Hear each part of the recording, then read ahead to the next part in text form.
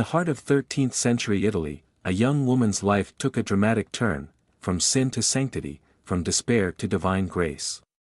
This is the inspiring story of Saint Margaret of Cortona, the second Mary Magdalene.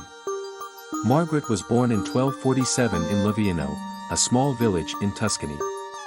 She grew up in a simple home, but her life was far from easy. When she was just 7 years old, her mother passed away, and her father soon remarried. Her stepmother treated her harshly. And Margaret longed for love and freedom. As a teenager, Margaret sought escape from her troubled home. She was drawn to the charm and wealth of a nobleman from Montepulciano, and she became his mistress, living in luxury for nearly 9 years. Though she had material comforts, her heart was restless.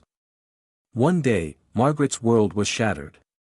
Her lover failed to return home, and after days of waiting, she set out to find him.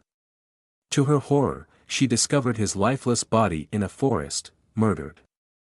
Under mysterious circumstances, overcome with grief and guilt, Margaret saw this as a divine wake-up call. She realized the emptiness of her past life and sought a new path, one of repentance and devotion. With nothing but the clothes on her back, Margaret fled to the town of Cortona. There, she sought refuge with the Franciscan friars, who guided her in a life of penance. She gave up all worldly possessions and embraced extreme poverty, devoting herself to prayer and acts of mercy. Her transformation was not immediate. Margaret wrestled with her past, battling temptations and doubts. But with unwavering faith, she found peace in God's mercy. Margaret dedicated herself to the poor and sick, founding a hospital in Cortona and becoming a beacon of hope for the suffering. She also experienced mystical visions, in which Christ spoke to her, calling her the Third Order Franciscan. Her deep spirituality and acts of charity gained her a reputation for holiness. People from all over sought her counsel, and she became known as a living saint. On February 22, 1297, Margaret passed away, leaving behind a legacy of repentance, mercy, and unwavering faith.